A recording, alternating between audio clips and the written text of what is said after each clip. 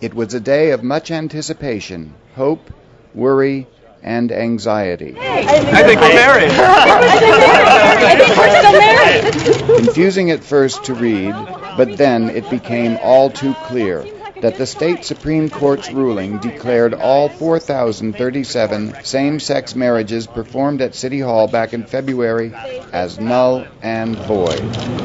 Notify these couples that this court has determined that same-sex marriages that have been performed in California are void from their inception and a legal nullity, and that these officials have been directed to correct their records to reflect the invalidity of these marriage licenses and marriages. People are just devastated when they hear this. They're going to be devastated. It's such a slap in the face. Well, I don't accept that. To Bill Wilson and his partner, the very first couple in line to be married, the court's decision won't cast a shadow on what they did. As far as they're concerned, they are still married.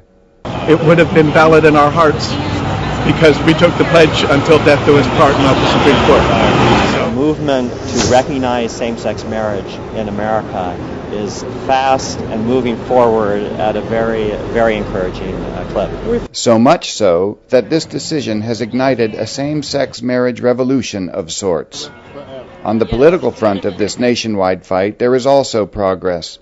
Already, 5 new state bills have since been passed by the California legislature, granting equal rights to the LGBT community in areas other than marriage.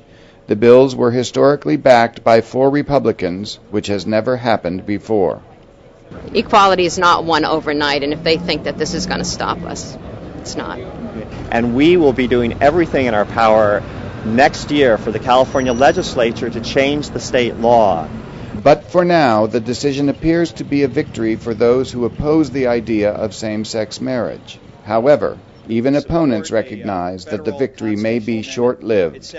The thing that I would point to is the initiative process, and that the people define the Constitution, not the legislature and not the courts.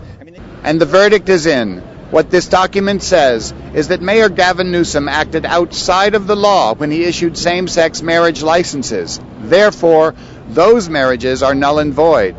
What this document does not address, however, is the constitutionality of same-sex marriage. That will be decided in the future by voter initiatives to amend the Constitution.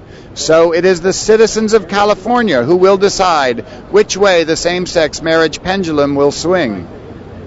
At the State Supreme Court, I'm Ken Ludden, reporting for QTV News Magazine Online.